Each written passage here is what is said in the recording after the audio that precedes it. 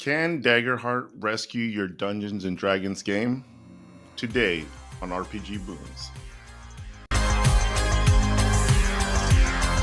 I think the question I really want to pose is what are RPG systems good for?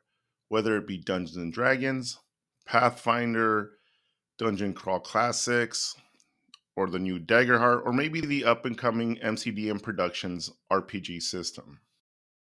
Essentially, RPG systems are for conflict resolution. You present a situation, and without you trying to give too much bias, you allow chance to take over and determine whether or not things go their way or they don't. So, what we're going to do today on RPG Boons is we're going to make a quick comparison of Daggerheart and Dungeons and Dragons. Let's talk about the real thing that matters in the game. How is conflict resolved in Daggerheart versus Dungeons and Dragons? I'm not focusing too much on Dungeons and Dragons because the assumption is you guys already know how 5e works. But let's start looking at Daggerheart here. You probably have already heard that Daggerheart is using a 2d12 system for the players. Meanwhile, the GM still has to roll a 1d20. What does this tell you immediately about the game? That the odds are favored towards the players. Players can roll up to a 24, where the DM can roll up to just a 20 with their standard rolling dice. Now, when it comes to how hard something is to complete, they both have target numbers. In the case of Dungeons and Dragons, it's armor class or difficulty class. In Daggerheart, they're calling it difficulty class for just about everything against the monsters or what the players have to do. However, the heroes have an evasion score, which works very similar to armor class, but only the heroes have an evasion score. All monsters or all the DMs or all the GM's monsters have a DC score associated with them. And they also have the same difficulty types: easy, medium, hard, very hard, and impossible, or whatever it is, extremely impossible. And then on top of those rolls, you can get certain types of bonuses in both games, right? In Dungeons and Dragons, you have the ability scores that provide those bonuses, you have proficiencies, and then in certain circumstances, you have advantages and disadvantages. Remember rolling those two dice. And then there's also buffs, right? There's bards that can give you inspiration, clerics that can give you guidance, things like that. In Daggerheart, they have very similar things. They're calling them traits, they're calling them experiences. Experiences is a very broad word for the types of things that you know, but you get bonuses with that. They also have advantage and disadvantage, which essentially is a plus 1d6 or minus 1d6 to a roll. I'm not really sure if that's even necessary for this game, but that's for another conversation. You also have buffs. There's assisting, there's cooperation, there's players, there's other heroes that can provide you bonuses to your rolls as well. Now, I think the one thing that's very pretty cool about the game, the idea of hope and fear dice. When you think about a hope dice, it's actually more like a hero action point dice. And when you think about the fear dice, it's more like a GM action point die. Okay. The idea being is you use these 2d12s to target a number, right? It's just like Dungeons and Dragons. We're going to put a DC 15 on that. And depending on what you roll the highest on, either the hope die or the fear die, aka the hero die or the GM die, depending on which die was highest, you get an added benefit to that. So in the top example, we're looking at a 7 and a 12, that's a 19, but you rolled with fear. That means that the GM gets a point or a GM point that he can use. And on top of that, your turn ends. If you get a 7 and a 10, and your hope die was a 10, and you still get a 17, right? So you defeat that DC 15, but now you get a hope point, right? So you get a hero action point, and you can continue to do actions if you feel like you want to. Then there's the critical success, which works just like Dungeons and Dragons, where you're going to max out all your damage for that attack. Now, the interesting thing about this is the hope and fear dice. Dungeons and Dragons already has a very similar mechanism, and that's inspiration. The problem with inspiration is it's really dependent on the DM to decide who he's going to give inspiration to. You role played really well. You were key to the adventure, and so you get an inspiration point. You don't get an inspiration point. But what this does here in Daggerheart is essentially they leave it up to the dice to decide who's going to get the action points. Awesome. That means the DM doesn't have to play favorites or the GM rather doesn't have to play favorites, and you don't have to feel like the GM is playing favorites. It's really up to the dice and what you roll that determines whether or not you're going to get action points.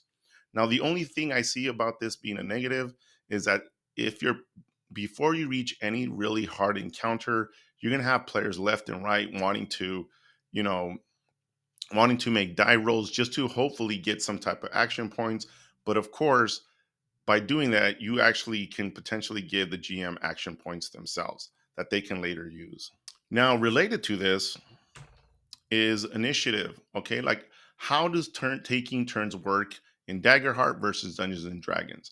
In Dungeons and Dragons, we already know it's whoever rolls the highest goes first, and then depending on who rolled what, you just basically go by order. In Daggerheart, there is no initiative system. The group decides how you want to do things in order. Now, again, I still think that this is playing a little bit to the heroes. Not only are they rolling 2d12 to get a high 24 die roll when they're doing that, but on top of that, now you get to decide which heroes get to go first, really benefiting the heroes more than the DM or the GM. Again, this is okay, but again, this is pushing towards giving heroes more power. But I think some people will agree with that, while others may not. Remember, old school versus new school. If you haven't seen the video, go check it out.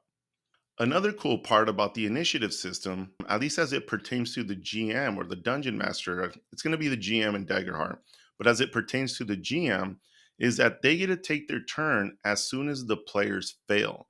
So normally in Dungeons and Dragons, let's say you roll a 4 or a 5 for your initiative order. Well, what happens is all these heroes can wipe out your villain immediately within seconds, right? How many times have you heard a group of heroes knocks out that big bad, the BBEG, really quick? Well, now, as soon as that first hero makes a fear roll or fails a die roll, GM gets to take their turn. And on top of that, they can themselves also execute different types of maneuvers using those GM points that they gained either from fear your players may have given them throughout the rolling process. So I think this is really cool. It really mixes it up. It adds a lot more dynamics to the gameplay. And as you're doing these roles, you can build up these action points for your heroes, but also, unfortunately, for the GM. Welcome to part 2 of Dungeons and Dragons versus Daggerheart. Fight! Now that we understand the basic mechanics of combat, let's look at the damage system. Since armor is the one thing that's going to protect you from getting damaged, let's take a look at how that works first. In Dungeons and Dragons, pick an armor such as plate mail and you get an AC of 18, and if somebody rolls between a 10 and a 17 towards you, it is implied in the roll that that armor deflects the damage. If you haven't watched my video about role playing armor class correctly, please go look at those videos and you'll find it there. But essentially, rolling from a 10 and a 17 hits the armor, and you don't have to worry about armor after that. In Daggerheart, armor functions as a damage reduction. So you can see here, looking at full plate armor, it has an armor score of 9. That means anytime your hero takes damage, you can reduce it by 9. However, when you think about those hit points, it works a little bit different in Daggerheart compared to Dungeons and Dragons. In Dungeons and Dragons, every hit point and every point of damage matters. You have to calculate it, you have to watch it, you have to keep track of it. But in Daggerheart, there's only 6 to 12 hit points you have to track. You still roll for damage, but you have to get through these thresholds. In this case, I'm showing an example of 5, 10, and 15, which this is numbers that I just made up. But essentially, if you roll between a 5 and a 10, you do 1 hit point damage. 10 to a 15, you do 2 hit points of damage. And if you do a 15 or higher, you take 3 points of damage. And then you can use that armor to reduce the number of damage that you take in, and thereby reducing the number of hit points you're going to take in Daggerheart. In addition, they included this other attribute called stress, which essentially to me sounds like endurance. Stress right here represents the mental and physical strain put on your character during their adventure. To me, that sounds like endurance, and this is just an extra factor that they've included in Daggerheart.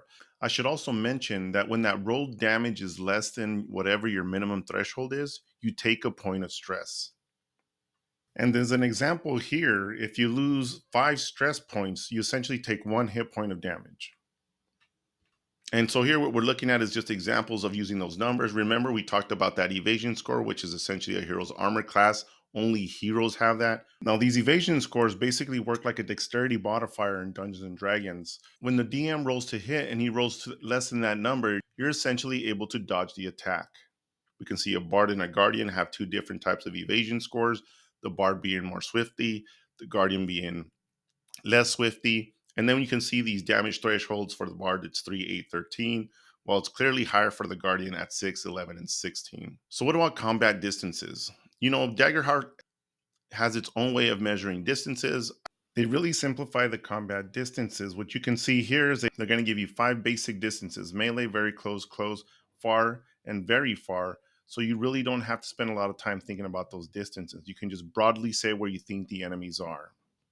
This will really help you have theater of the mind, so you don't have to worry and exactly track all those numbers. But if you like really crunchiness, they do provide some numbers and feet to associate with those distances so that you can use them if you want to use them. And as you guys know, in Dungeons and Dragons, everything is pre-written down, so you know exactly the range of those weapons. The next thing I want to talk about is downtime, short rest and long rest. Now, I think this is pretty brilliant. Most of the time in Dungeons and Dragons, the only people who can use short rests are people such as the warlock to get their spell slots back, or a fighter who wants to get some of his who wants to get that action surge back. But in Daggerheart, you can use these short rests to actually do something. Every single player has an opportunity to do something. So you feel a little more useful when you're doing those short rests. In addition, there's long rest. Again, it gives every single player something to do. You can fix your armor, you can clear some stress, you can tend to your wounds. This is awesome. Now, truth be told, in Dungeons and Dragons in Chapter 8, there is a portion about the long rest. There's an entire section about downtime, and it has something similar to this, but clearly Daggerheart has put a much better mechanic together for these short rests and long rests for the players, really making it useful for all of them. Do I need new dice to play Daggerheart? And the answer is no. If you very quickly look at this chart, we can see on the bottom right here, there's a D4, D6, D8, D10. And if you go online and get this free sample packet, you'll see there's also even a weapon that does 1D20. One thing that really stands out, if you look at these damages, let's look at this battle axe. It does 1D10 plus 2, okay? But if you look at a dagger, it does D8. Okay, so right away, we see there is going to be a little bit differences in the way damage is calculated, essentially saying that you can use a dagger just as good as someone can use a battle axe. I don't know. There has been some question of how many dice do I actually need to play Daggerheart. And people are a little bit, maybe some people are worried about it. Maybe it's just me.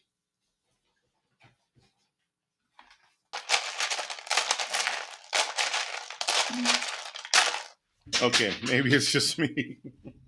So one thing we're going to do right now is we're going to take a step back and look at character creation.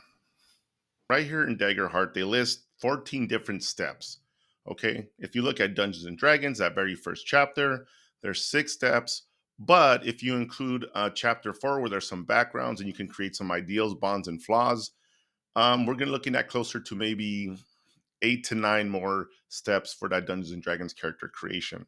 And if you look at some of these steps for Daggerheart, are actually information you pull directly off of the character sheets. So it's actually not that many steps when you really think about it. And when you think about Dungeons and Dragons, a lot of these steps are actually included in part of the character racial traits, as well as some of the class traits when you actually start building that character as well.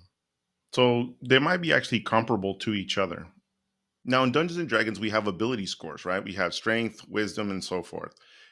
In Daggerheart, they have essentially the same 6 different ability scores, but they're calling them character traits.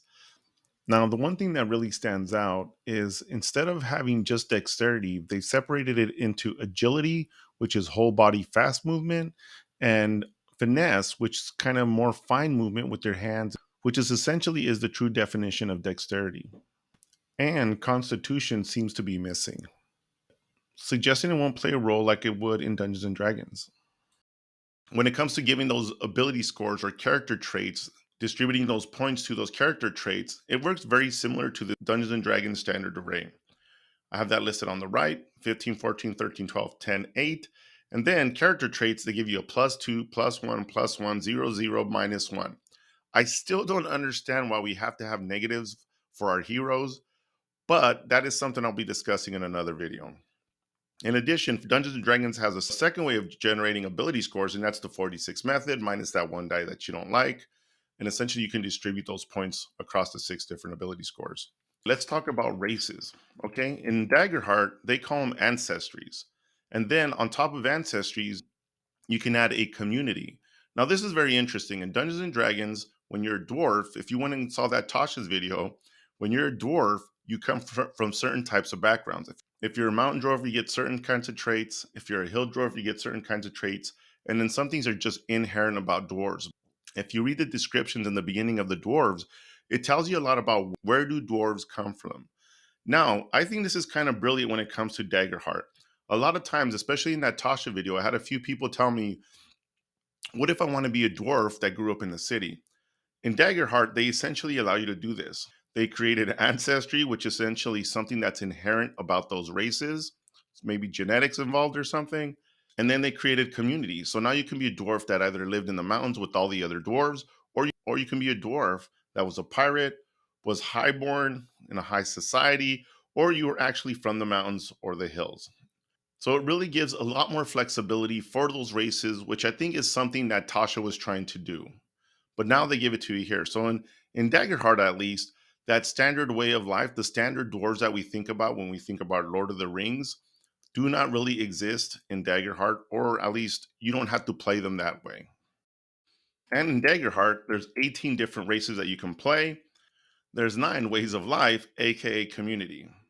Now let's compare that with Dungeons and Dragons. So here, I mentioned earlier, you have races, they have inherent racial traits, but in addition, every single one of those races has some type of background. So essentially, instead of having options in community and being able to choose different backgrounds, Dungeons and Dragons gives you the background associated with every single race. But also, let's just keep in mind, Dungeons and Dragons has expanded the races tremendously. But that is something we're not going to worry about now, because I think once Daggerheart gets its third party content creators and becomes very successful, we'll start seeing more races potentially in Daggerheart as well. The next thing I wanted to talk about were classes. You can see here on the left, Daggerheart has 9 classes and 2 domains with every single one of those classes, essentially subclasses. In Dungeons and Dragons, the very basics are 12 classes, each of those with having around 2 to 3 different subclasses that you can play. In addition, both have multi-classing. So at least at the moment, Dungeons and Dragons seems to have a little bit more versatility or a little bit more classes that you can play compared to Daggerheart. However, I think simplifying it is a much better way to go when it comes to Daggerheart.